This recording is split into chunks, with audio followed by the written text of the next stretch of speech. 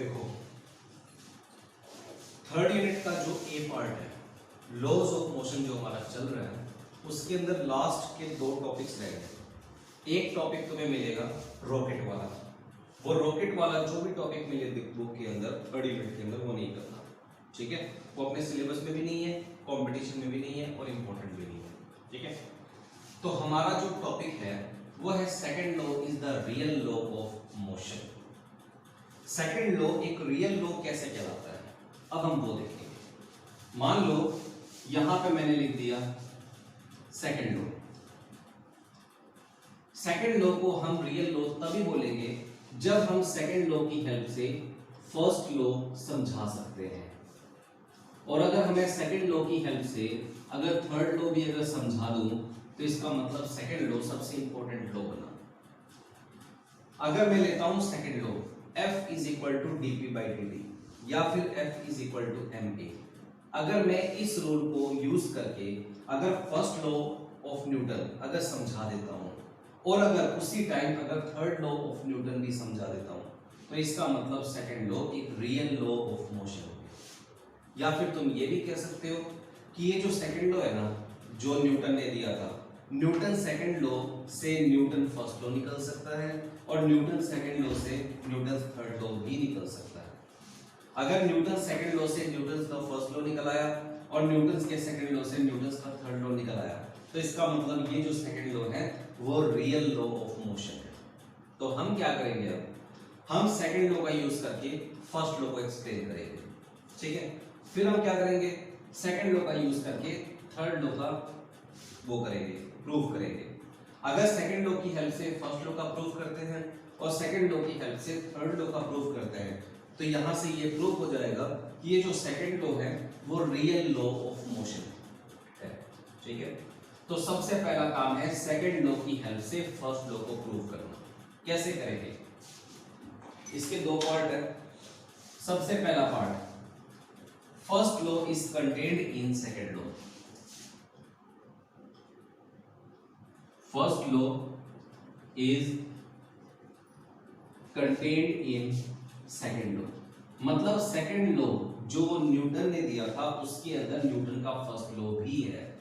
अब मैं वो चीज कैसे प्रूव करूंगा वो देखो। न्यूटन का सेकंड लॉ का यूज करो। According to Newton's second law, Newton का सेकंड लॉ क्या कहता है, F is equal to ma, यही होता है। लेट कर लिया मैंने F को 0 पुट कर दिया, let F is equal to 0। F को 0 पुट करने का मतलब है बॉडी के ऊपर कोई भी फोर्स नहीं लग रही है। तो यहाँ पे F को 0 पुट करोगे तो ma इज इक्वल टू क्या हो जाएगा, 0, यही होगा ना। यानी मास और एक्सेलरेशन का मल्टीप्लाई 0 है। कोई भी दो चीजों का मल्टीप्लाई 0 कब होता है, जब इन दोनों की वैल्यू या तो 0 हो और या फिर इन दोनों में से कम एक की वैल्यू 0 हो। अगर मास की वैल्यू 0 हो गई तो 0 into acceleration is equal to 0। अगर a की वैल्यू 0 हो गई तो mass into 0 is equal to 0। अगर मास की वैल्यू भी 0 है, a की वैल्यू भी 0 है तो 0 इंटू 0 इज इक्वल टू 0। या तो दोनों ही 0 हो, या फिर मास 0 हो, या फिर एक्सेलरेशन 0 हो, ठीक है। अब तो मुझे बताओ, क्या मास कभी 0 हो सकता है? मास को हम कभी भी 0 पुट नहीं कर सकते। Mass is never equal to 0। लेकिन इन दोनों का प्रोडक्ट 0 है, मास कभी 0 हो नहीं सकता। तो क्या चीज 0 होगी, एक्सेलरेशन 0 होगी। Therefore acceleration is equal to 0। अगर एक्सेलरेशन 0 होगे तभी तो मास को 0 से मल्टीप्लाई करेंगे, तभी तो आंसर 0 आएगा। और मास 0 हो नहीं सकता तो इसका मतलब कौन 0 होगा, एक्सेलरेशन 0 होगा। अब एक्सेलरेशन 0 है तो इसका मतलब dv/dt 0 है, क्योंकि एक्सेलरेशन को हम क्या लिख सकते हैं, change in velocity by change in time लिखा जा सकता है। तो अगर एक्सेलरेशन 0 है तो इसका मतलब dv/dt 0 है। ये जो dt है इधर जाके मल्टीप्लाई हो जाएगा 0 से, तो dv की वैल्यू किसके बराबर आ गई, 0 के बराबर आ गई, ठीक है। अगर चेंज इन वेलोसिटी 0 है तो वेलोसिटी क्या हुई, 0 हुई या कांस्टेंट हुई।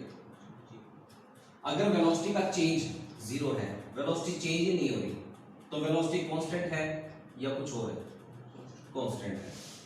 ये चीज याद रखनी है, velocity is equal to constant. अगर कभी भी फिजिक्स में ऐसी टर्म आ जाए कि change in velocity by change in time zero है, तो इसका मतलब चेंज इन टाइम इसके साथ मल्टीप्लाई होकर जीरो हो जाएगा। चेंज इन वेलोसिटी जीरो है तो इसका मतलब वेलोसिटी तो टाइम के साथ साथ चेंज ही नहीं कर रही। अगर वेलोसिटी टाइम के साथ साथ चेंज नहीं कर रही तो वेलोसिटी क्या हुई, कांस्टेंट। अगर किसी भी मोशन में वेलोसिटी अगर कांस्टेंट है तो तुम बताओ वो मोशन यूनिफॉर्म मोशन कहलाएगा या नॉन यूनिफॉर्म मोशन कहलाएगा? क्या कहलाएगा? Uniform motion. ठीक है, if v is equal to constant then the motion of the body is called as uniform motion। ठीक है, यही है। मैंने क्या किया, सबसे पहले वो बताऊं, फिर मैं ये बताऊंगा कि यहां से फर्स्ट लॉ को कैसे एक्सप्लेन किया जा सकता है। सबसे पहले मैंने सेकंड लॉ का यूज करना है, F is equal to M में सेकंड लॉ होता है। अब मैंने वैसे ही लेट कर लिया कि फोर्स की वैल्यू जीरो है। अगर फोर्स की वैल्यू जीरो है तो इसका मतलब m इज इक्वल टू क्या हुआ, जीरो। मास इनटू एक्सेलरेशन जीरो है, इन दोनों का प्रोडक्ट जीरो है। मास कभी जीरो हो नहीं सकता किसी भी बॉडी का, तो क्या चीज जीरो होना जरूरी है, एक्सेलरेशन, तभी तो mass into acceleration is equal to zero होगा। एक्सेलरेशन जीरो है, इसका मतलब एक्सेलरेशन को हम क्या लिख सकते हैं, change in velocity by change in time, यानी change in velocity by change in time zero है। ये dt इस तरफ जाके मल्टीप्लाई कर गया तो चेंज इन वेलोसिटी किसके बराबर आ गई, जीरो के बराबर आ गई। चेंज इन वेलोसिटी अगर जीरो है तो इसका मतलब वेलोसिटी तो टाइम के साथ साथ चेंज ही नहीं हो रही, यानी v की वैल्यू कांस्टेंट हुई। वेलोसिटी अगर कांस्टेंट है तो इसका मतलब वो मोशन कैसा हुआ, यूनिफॉर्म मोशन। पता चला। अब यहां से न्यूटन्स का फर्स्ट लॉ कैसे निकलता है, क्या होता है न्यूटन्स का फर्स्ट लॉ। मान लो यहां पर एक कार है, तो मेरी इस बात का जवाब दोगे। कार जा रही है स्ट्रेट लाइन में, मान लो एक सड़क है, कार जा रही है 60 किलोमीटर पर आवर की स्पीड से, ठीक है, और वो अपनी वेलोसिटी को चेंज ही नहीं कर रहा, तो उस कार का मोशन यूनिफॉर्म मोशन होगा या नॉन यूनिफॉर्म मोशन होगा, यूनिफॉर्म मोशन होगा। न्यूटन्स का फर्स्ट लॉ क्या कहता है कि वो कार तब तक यूनिफॉर्म मोशन में चलती जाएगी जब तक उसके ऊपर कोई फोर्स ना लग जाए। ठीक है, यही कहा था न्यूटन्स के फर्स्ट लॉ में कि अगर कोई भी बॉडी यूनिफॉर्म मोशन में जा रही है तो वो यूनिफॉर्म मोशन में ही चलती जाएगी, कब तक, जब तक उसके ऊपर कोई फोर्स ना लग जाए।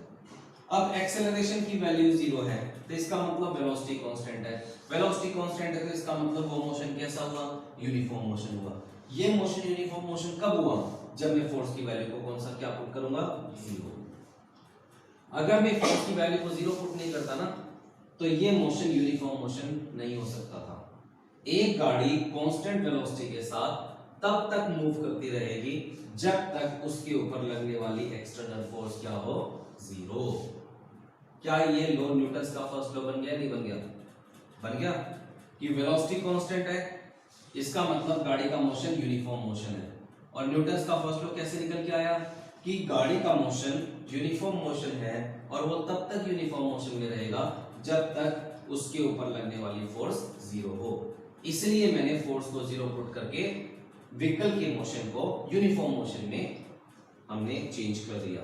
या फिर ऐसे कह सकते हो कि जब जब फोर्स जीरो होगी तब तब गाड़ी का मोशन अगर यूनिफॉर्म था तो यूनिफॉर्म ही रहेगा, वेलोसिटी कांस्टेंट थी तो कांस्टेंट ही रहेगी। हमने यूज किसका किया, न्यूटन्स का सेकंड लॉ का। हमने प्रूव क्या किया, न्यूटन्स का फर्स्ट लॉ। पता चला। उसके बाद न्यूटन्स का सेकंड लॉ के अंदर न्यूटन्स का थर्ड लॉ भी होता है, वो हम कैसे करेंगे अब वो देखो। उसको करने से पहले आधा मिनट इसको देखो।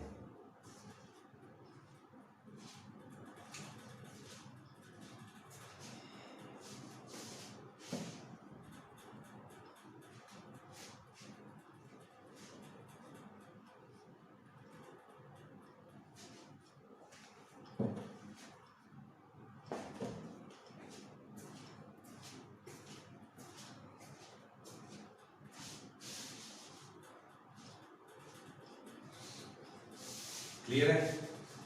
उसके बाद third law is contained in second law.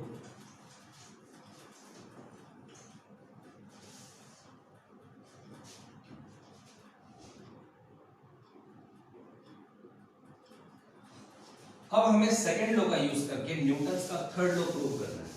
Newton's का थर्ड लॉ होता क्या है? Action and reaction are always equal and opposite. मतलब ये बॉडी इस बॉडी के ऊपर ऐसे फोर्स लगाएगी तो बदले में ये बॉडी इस बॉडी के ऊपर ऐसे फोर्स लगाएगी।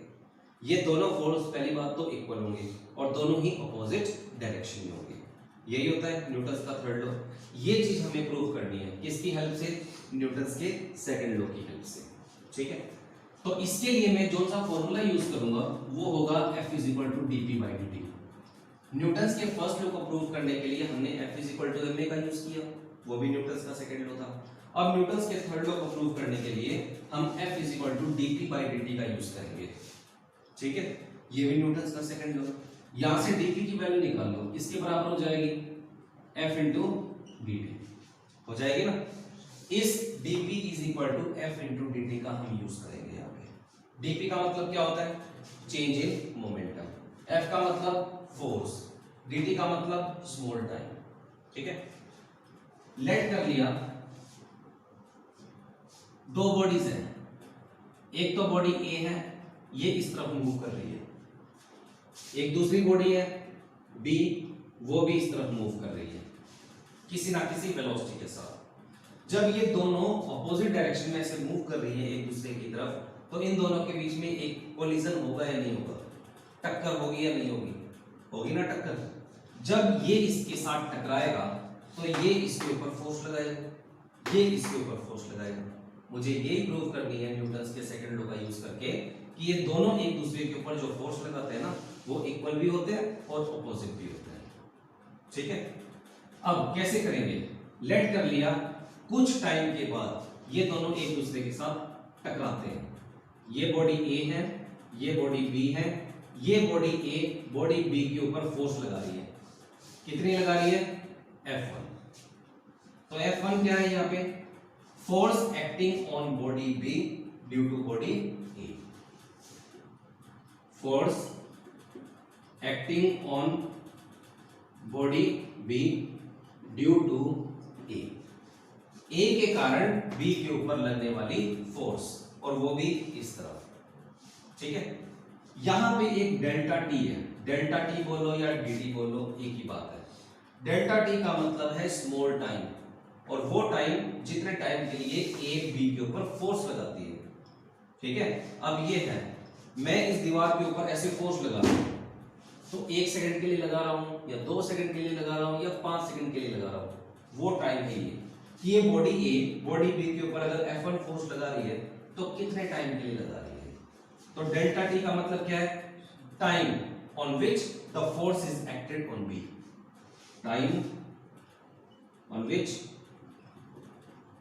द फोर्स इज एक्टेड, कि कितने टाइम के लिए एक बॉडी दूसरे बॉडी के ऊपर फोर्स लगा रही है, ये वो डेल्टा T टाइम है। ठीक है, अब ये बॉडी A बॉडी B के ऊपर फोर्स लगा रही है, तो इस बॉडी B का मोमेंटम चेंज होगा या नहीं होगा? होगा ना। अगर किसी भी बॉडी के ऊपर फोर्स लगती है तो उसकी वेलोसिटी तो चेंज होती है। अगर वेलोसिटी चेंज होती है तो मोमेंटम भी चेंज होगा ना। तो अब हम निकालेंगे कि इस बॉडी B का मोमेंटम कितना चेंज हुआ फोर्स लगने की वजह से। Change in momentum of body B। इस बॉडी B का चेंज इन मोमेंटम कितना होगा? इसके लिए हम यूज करेंगे न्यूटन्स का सेकंड लॉ। ठीक है, और वो चेंज इन मोमेंटम किसके बराबर है? Force into time. Change in momentum को हम dp से लिखते हैं, और force into time.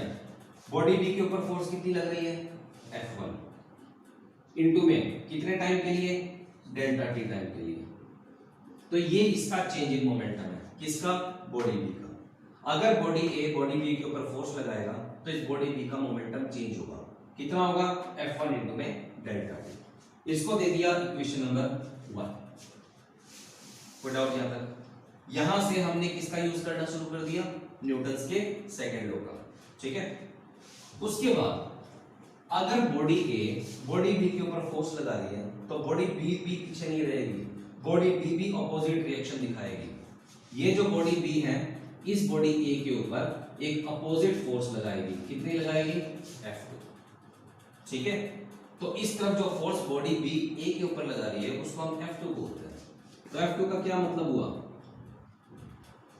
Force acting on body A due to B, यही होगा। और ये बॉडी बी बॉडी ए के ऊपर डेल्टा टी टाइम के लिए फोर्स लगा रही है। तो यहां पे डेल्टा टी क्या हुआ? Time on which the force is acted, time on which the force is acted.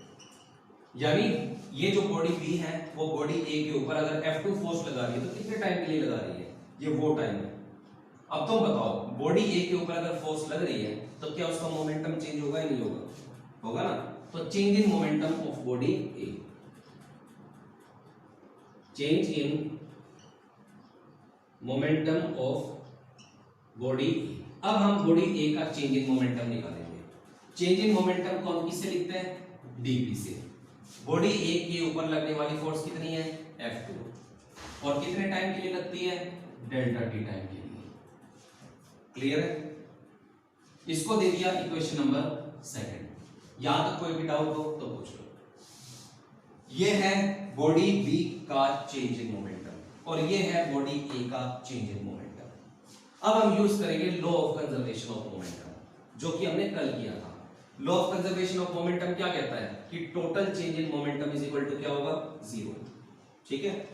According to law of conservation of momentum, law of conservation of momentum क्या कहता है कि जो टोटल चेंज इन मोमेंटम है पूरी body का वो equal to क्या होगा? 0। यानी इनिशियल मोमेंटम और फाइनल मोमेंटम क्या होते हैं? हमेशा बराबर। तो चेंज इन मोमेंटम पहली बॉडी का क्या है? F1 इंटू में डेल्टा टी, यही था पहली बॉडी का चेंज इन मोमेंटम। और दूसरी बॉडी का चेंज इन मोमेंटम कितना होगा? F2 इंटू में डेल्टा टी, यही हुआ। यह है पहली बॉडी का चेंज इन मोमेंटम, यह है दूसरी बॉडी का change in momentum. Total change in momentum is equal to क्या होगा? हमेशा 0। ये चीज कही थी law of conservation of momentum के अंदर, जो कि हमने कल किया था। अगर टोटल चेंज इन मोमेंटम 0 है तो इनिशियल मोमेंटम और फाइनल मोमेंटम हमेशा 0 होगा, हमेशा बराबर होगा।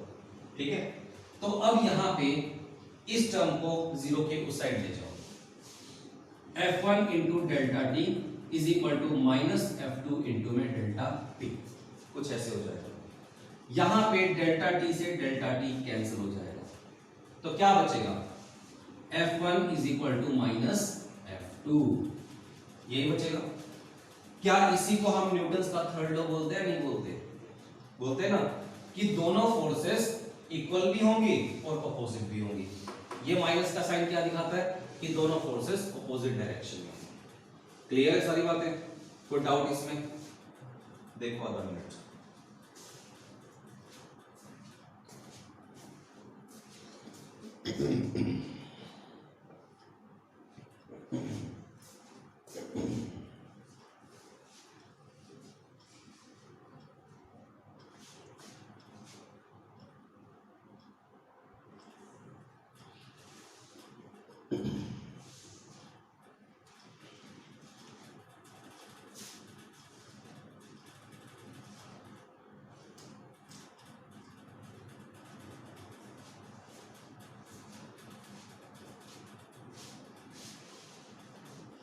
हो गया? उसके बाद है next topic.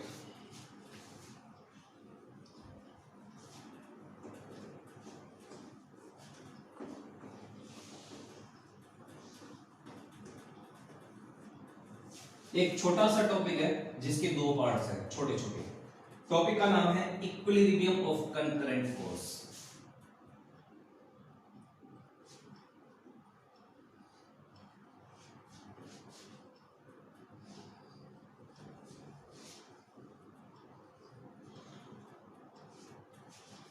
Equilibrium of concurrent force.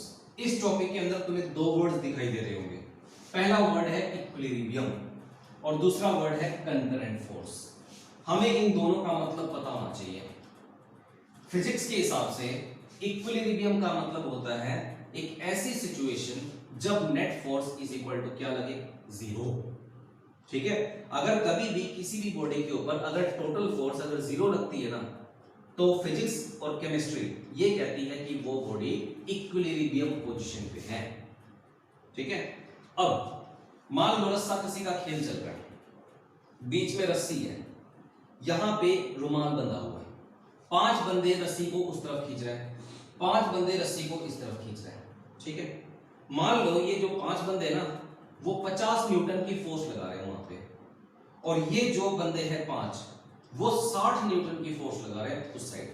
तो तुम बताओ ये रुमाल बीच में रहेगा, इस तरफ जाएगा या इस तरफ जाएगा? उस तरफ जाएगा, सिंपल सी बात है। अब ये तो 60 न्यूटन की लगा रहे हैं, इन्होंने 70 न्यूटन की फोर्स लगानी स्टार्ट कर दी, तो अब वो रुमाल बीच में रहेगा, इस तरफ जाएगा या इस तरफ जाएगा? इस तरफ जाएगा। क्लियर है? ये 60 की लगा रहे थे, ये 70 की लगा रहे थे, कभी ये 50 की लगा रहे थे, ये 60 की लगा रहे थे, तो दोनों तरफ जो फोर्स लग रही है क्या वो इसी रुमाल के ऊपर लग रही है, नहीं लग रही? रुमाल तो बीच में बंधा हुआ है, जो भी रस्सी के अंदर टेंशन है वो यहीं पर है। ठीक है, अगर ये फोर्स इस फोर्स से ज्यादा हुई तो रुमाल जो है वो इस तरफ शिफ्ट हो जाएगा, अगर यहाँ की फोर्स से ज्यादा हुई तो बीच का रुमाल यहाँ शिफ्ट हो जाएगा ना। तीसरी बात, मान लो ये 100 न्यूटन की फोर्स लगा रहे हैं और ये बंदे भी 100 न्यूटन की फोर्स लगा रहे हैं, तो ये जो बीच में जो रुमाल बंधा हुआ है वो कहां जाएगा? राइट, लेफ्ट या मिडिल में रहेगा? क्या रहेगा? मिडिल में रहेगा ना। मिडिल में रुमाल तभी रहेगा जब इस तरफ की फोर्स और इस तरफ की फोर्स ऑपोजिट हो और इक्वल हो। ठीक है, तो ये जो रुमाल है ना वो बीच में था और बीच में ही रहेगा, रुमाल कहीं मूव नहीं करेगा, ना इस तरफ ना इस तरफ। अब रुमाल के ऊपर लगने वाली नेट फोर्स कितनी है? 0। अगर रुमाल के ऊपर नेट फोर्स 0 लगेगी तब ये रुमाल यहां पर रहेगा। अगर रुमाल के ऊपर कुछ ना कुछ अगर नेट फोर्स लगती है ना तो रुमाल उसी तरफ चला जाएगा जहां पे ज्यादा फोर्स लग रही है। लेकिन इस तरफ फोर्स और इस तरफ फोर्स अगर बराबर हुई, रुमाल बीच में है, तो इसका मतलब ये रुमाल इक्विलिब्रियम पोजीशन पे है। पता चला? कोई डाउट यहां तक? आगे चले तो इक्विलिब्रियम का मतलब है नेट फोर्स अगर 0 लगे किसी भी पार्टिकल के ऊपर, किसी भी पॉइंट के ऊपर, किसी भी बॉडी के ऊपर, तो इसका मतलब वो बॉडी इक्विलिब्रियम पोजीशन पे होता है। ठीक है, मैं ऐसे खड़ा हूं, मैं भी इक्विलिब्रियम पोजीशन पे हूं क्योंकि मेरे ऊपर नेट फोर्स कितनी लग रही है? 0। वेट नीचे, नॉर्मल रिएक्शन ऊपर, एक दूसरे को वो बैलेंस कर रहे हैं और मेरे ऊपर लगने वाली नेट फोर्स कितनी है? 0। ठीक है बात? तो मैं कौन सी पोजीशन पे हूं? इक्विलिब्रियम पोजीशन पे हूं। पता चला? उसके बाद बात आती है कंकरेंट फोर्स की। कंकरेंट फोर्स का मतलब फोर्स जो एक पॉइंट के ऊपर काम करे, force acting on a single point. एक सिंगल पॉइंट के ऊपर अगर फोर्स लग रही हो ना 2-3, ऐसी फोर्सेस को हम बोलेंगे कंकरेंट फोर्स। अब इसका एक एग्जांपल है, क्या? मान लो यहां पे मैंने एक कील ठोक दी, ठीक है, मोटी सारी कील ठोक दी, और उस कील के साथ मैंने 3 पतली पतली रस्सियां बांध दी। ठीक है, 3 रस्सियां, कील यहां पर ठुकी हुई है और उसके साथ 3 पतली पतली रस्सियां बंधी हुई है। एक रस्सी तो मैं पकड़ा देता हूं यहां पर बैठे एक बच्चे को, एक रस्सी मैं पकड़ा देता हूं यहां पर बैठे बच्चे को, और तीसरी रस्सी मैं पकड़ा देता हूं वहां पर बैठे बच्चे को। तो यहां पे 3 रस्सियां हैं, तीनों रस्सियों को बच्चे ने पकड़ा हुआ है और तीनों रस्सियां एक ही खूंटे के साथ बंधी हुई है, एक ही कील के साथ बंधी हुई है। अब मैं उन तीनों बच्चों को कहता हूं कि तुम्हें रस्सी को खींचना है। ठीक है, क्या करना है? खींचना है। तो वो फोर्स लगाएंगे, वो फोर्स क्या इस कील के ऊपर लगेगी या नहीं लगेगी? लगेगी ना। कील का मतलब पॉइंट्स, एक ही पॉइंट है लेकिन इसके ऊपर 3 फोर्सेस लग रही हैं, या 4 फोर्सेस लग रही हैं, या 2 फोर्सेस लग रही हैं, या 10 फोर्सेस लग रही हैं। वो सारी की सारी जो फोर्सेस हैं वो इसी पॉइंट के ऊपर लग रही हैं, इसी कील के ऊपर लग रही हैं। अगर नंबर ऑफ फोर्सेस अगर एक ही पॉइंट के ऊपर लगती हैं या एक बॉडी के ऊपर लगती हैं तो ऐसी नंबर ऑफ फोर्सेस को हम क्या बोलते हैं? Concurrent forces. ठीक है, एक बच्चा यहां पर है, चारों तरफ 5 बच्चे हैं और वो 5 बच्चे मिलके उस एक बच्चे को कूट रहे हैं, तो उस एक बच्चे के ऊपर ही फोर्स लग रही है, पहले की वजह से भी, दूसरे की वजह से भी, तीसरे की वजह से भी, चौथे की वजह से भी और पांचवें की वजह से भी। एक ही बच्चे के ऊपर उन पांचों की वजह से फोर्स लग रही है, तो ऐसी फोर्स को हम क्या बोलेंगे? Concurrent force. The force acting on a single point is called as concurrent force. ठीक है, इक्विलिब्रियम का मतलब ही मैंने तुम्हें बताया कि नेट फोर्स कितनी लगे? 0। तो उस टाइम वो बॉडी कौन सी पोजीशन पे होती है? इक्विलिब्रियम पोजीशन पे होती है। फिर मैंने तुम्हें कंकरेंट फोर्स बताया, नंबर ऑफ फोर्सेस अगर एक ही पॉइंट के ऊपर अगर काम करती हैं तो ऐसी फोर्सेस को हम क्या बोलते हैं? Concurrent force. ठीक है, अब इसके दो डायग्राम है। पहला डायग्राम क्या, मान लो ये पॉइंट है, ठीक है, ये पॉइंट हो सकता है, ये कोई बॉडी हो सकती है, ये कुछ भी हो सकता है। इस पॉइंट के ऊपर दो फोर्सेस एक्ट कर रही हैं, एक तो इस डायरेक्शन में F1 और एक इस डायरेक्शन में F2। पहले तो तुम मुझे ये बताओ कि क्या ये दोनों फोर्सेस कंकरेंट फोर्सेस कहलाएंगी या नहीं कहलाएंगी? कहलाएंगे। क्यों कहलाएंगी? क्योंकि ये दोनों फोर्सेस एक ही पॉइंट के ऊपर काम कर रही है। ये फोर्स भी इस पॉइंट के ऊपर लग रही है और ये फोर्स भी इस पॉइंट के ऊपर लग रही है। तो दोनों ही फोर्सेस अगर इस पॉइंट के ऊपर लग रही है, एक ही पॉइंट के ऊपर लग रही है, तो ऐसी फोर्सेस को हम क्या बोलते हैं? Concurrent forces. ठीक है, वही रस्सी और रुमाल वाली बात है। यहाँ पे एक बच्चा खींच रहा है रस्सी को, यहाँ पर दूसरा बच्चा खींच रहा है रस्सी को, बीच में रुमाल बंधा हुआ है। ठीक है, मैं चाहता हूं कि ये जो पॉइंट है वो इक्विलिब्रियम पे रहे। तो ये पॉइंट इक्विलिब्रियम पे कब रहेगा? जब दोनों फोर्सेस इक्वल होंगी या इक्वल नहीं होंगी? जब इक्वल होंगी। मैं क्या करता हूं, ये जो F1 फोर्स लग रही है ना, उसको मैं F पुट कर देता हूं और उसी टाइम ये जो F2 फोर्स लग रही है उसको मैं -F पुट कर देता हूं, -F। मतलब अगर ये 5 न्यूटन है तो ये -5 न्यूटन है, ये 10 न्यूटन है तो ये -10 न्यूटन है, इस तरीके से। ठीक है, तो पुट करो, रिजल्टेंट क्या होगा? रिजल्टेंट का मतलब होता है F1 प्लस F2, यही होता है। अब इस पॉइंट के ऊपर लगने वाली रिजल्टेंट फोर्स कितनी होगी? F1 की वैल्यू किसके बराबर है? F प्लस F2 की वैल्यू किसके बराबर है? -F, इसी के बराबर होगी। तो R is equal to F plus into minus into में F। तो R इज इक्वल टू कितना हुआ? 0। R इज इक्वल टू 0 का मतलब इसके ऊपर लगने वाली रिजल्टेंट फोर्स कितनी है? 0। It means to say that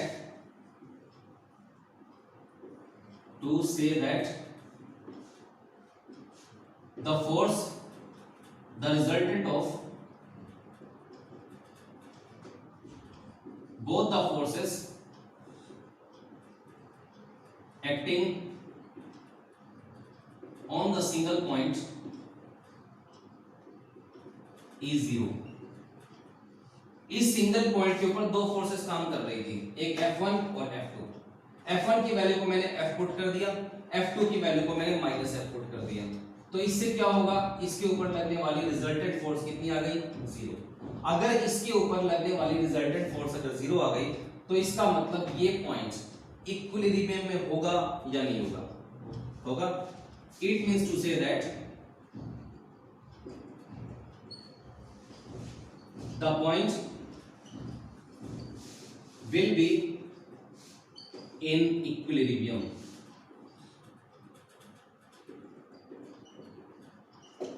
ठीक है, तो कंडीशन क्या है? कंडीशन यही है कि एक पॉइंट है, इस पॉइंट को मैंने O बोल दिया, इस पॉइंट के ऊपर दो फोर्स काम कर रही हैं, एक F1 इस तरफ, F2 इस तरफ। मैं चाहता हूं कि ये पॉइंट इक्विलिब्रियम पे रहे और ये पॉइंट इक्विलिब्रियम पे कब रहेगा? जब इस पॉइंट के ऊपर नेट फोर्स कितनी लगेगी? 0।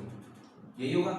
इसलिए मैंने F1 को F बोल दिया, F2 को -F बोल दिया और रिजल्टेंट निकाल दिया, रिजल्टेंट आ गया 0। अगर इस पॉइंट के ऊपर लगने वाली टोटल फोर्स का रिजल्टेंट अगर 0 आ गया तो इसका मतलब ये पॉइंट किसमें होगा? इक्विलिब्रियम पे होगा। अगर रिजल्टेंट 0 ना आया होता तो ये पॉइंट इक्विलिब्रियम पे ना होता। ठीक है, और ये दोनों फोर्सेस क्या कहलाती हैं? Concurrent force. क्यों कहलाती हैं? क्योंकि वो एक ही पॉइंट के ऊपर काम कर रही हैं, इसलिए कहलाती हैं। ठीक है, तो इसमें अगर मैं एक लाइन में अगर तुम्हें जवाब दूं तो क्या दूंगा? अगर एक पॉइंट है उसके ऊपर दो फोर्सेस काम कर रही हैं, F1 और F2, और मैं चाहता हूं कि वो पॉइंट इक्विलिब्रियम पे रहे, तो F1 और F2 को इक्वल भी होना पड़ेगा और अपोजिट भी होना पड़ेगा। तब इस पॉइंट के ऊपर नेट फोर्स कितनी लगेगी? 0। और अगर नेट फोर्स इस पॉइंट के ऊपर 0 लगेगी तो ये पॉइंट इक्विलिब्रियम पे रहेगा, वरना नहीं रहेगा। क्लियर है सारी बातें? अब हम दूसरा केस करेंगे जब इस पॉइंट के ऊपर 3 फोर्सेस काम कर रही हो, 2 नहीं 3। वो कैसे करेंगे वो बाद की बात है, लेकिन फिलहाल एक बार इसको देखो।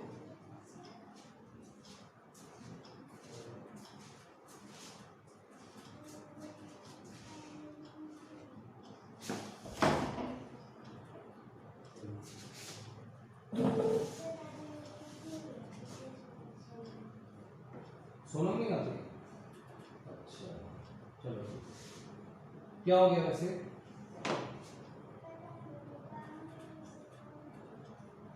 कल आएगी ना?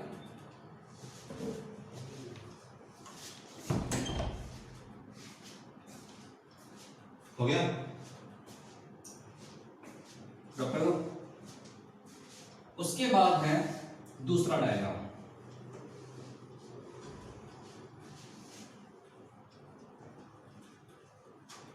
दूसरे डायग्राम के अंदर क्या है? यही मैंने पॉइंट ले लिया, O पॉइंट। इसके ऊपर अब 3 फोर्सेस काम कर रही है। लेट कर लिया, इस डायरेक्शन में फोर्स काम कर रही है F1। ठीक है, इस पॉइंट को मैंने बोल दिया A, यानी OA, और यहां पर जो फोर्स काम कर रही है वो है F1। और इस तरफ एक फोर्स काम कर रही है OB, इस फोर्स को मैंने बोल दिया F2।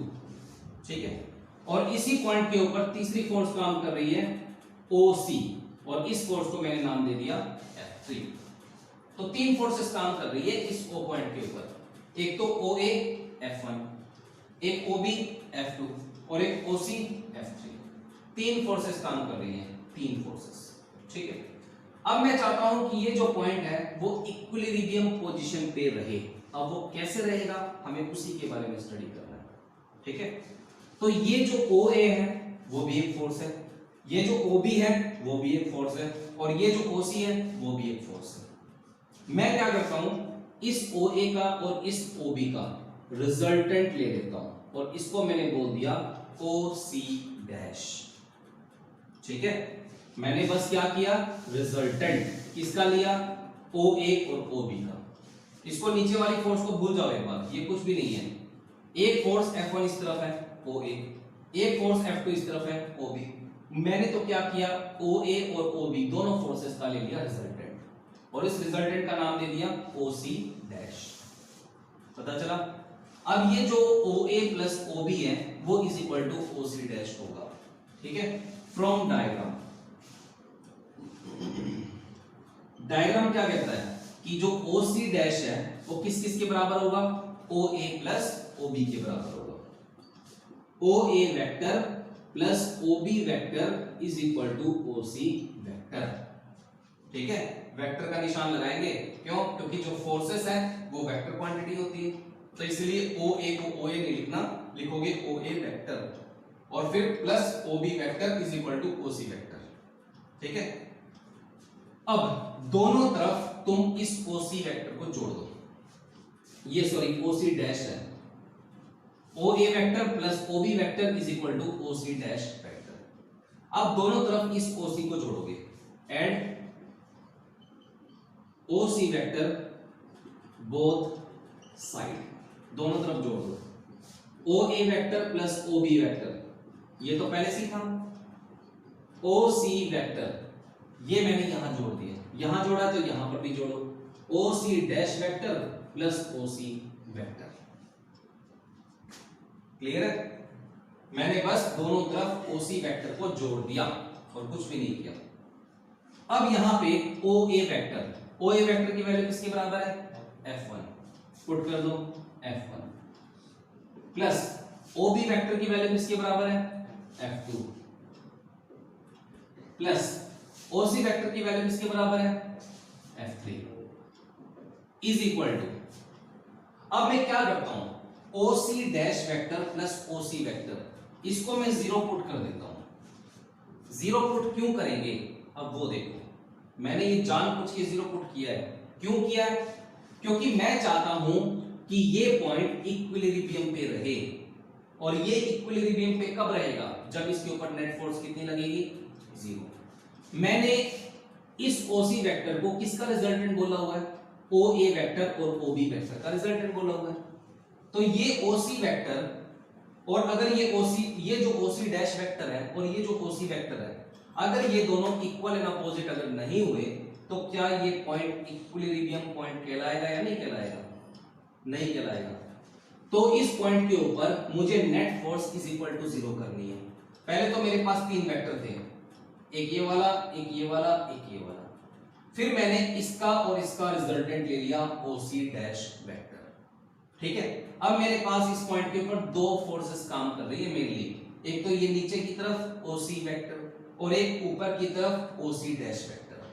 ठीक है, अब मैं चाहता हूं कि ये पॉइंट इक्विलिब्रियम पे रहे, तो इसीलिए OC डैश वेक्टर को OC वेक्टर के बराबर भी होना पड़ेगा और ऑपोजिट भी होना पड़ेगा, तभी जाके इसके ऊपर नेट फोर्स कितनी लगेगी जीरो। ठीक है, क्योंकि OC dash vector should be equal and opposite to OC vector to keep the point O in equilibrium।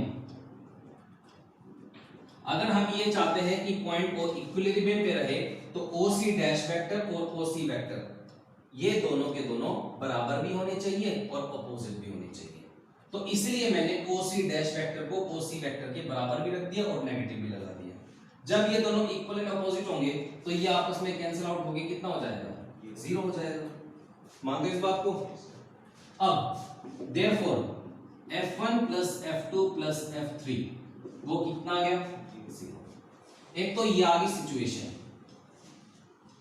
अब दूसरी चीज हम यहां से क्या निकाल सकते हैं, F1 प्लस F2 की वैल्यू निकाल दो, जो कि किसके बराबर होगा माइनस F3 के बराबर होगा। ये दो बातें मैंने सॉल्व की है। पहली बात क्या है, मैं चाहता हूं कि ये O पॉइंट इक्विलिब्रियम पे रहे, तो इसके लिए F1 plus F2 plus F3 मतलब इसके ऊपर लगने वाले तीनों फोर्सेस का सम कितना होना चाहिए जीरो, तब जाके ये पॉइंट इक्विलिब्रियम पे रहेगा, वरना नहीं रहेगा।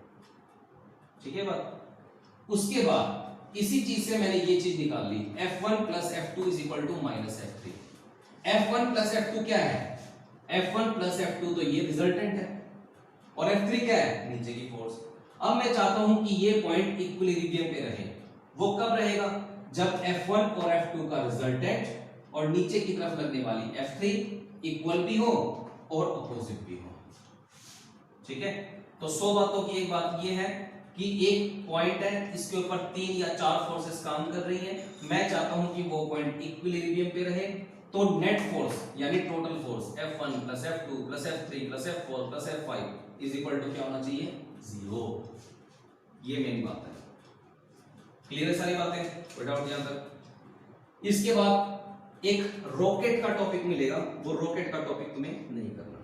ठीक है, इसके ऊपर न्यूमेरिकल्स है, वो हम कल करेंगे, आज नहीं करते हैं। ठीक है, तो यहां पे थर्ड यूनिट का ए पार्ट खत्म होता है। न्यूमेरिकल खत्म होते ही फ्रिक्शन शुरू हो जाएगा, जो कि थर्ड यूनिट का बी पार्ट है। ठीक है, तो यहां तक करो आज।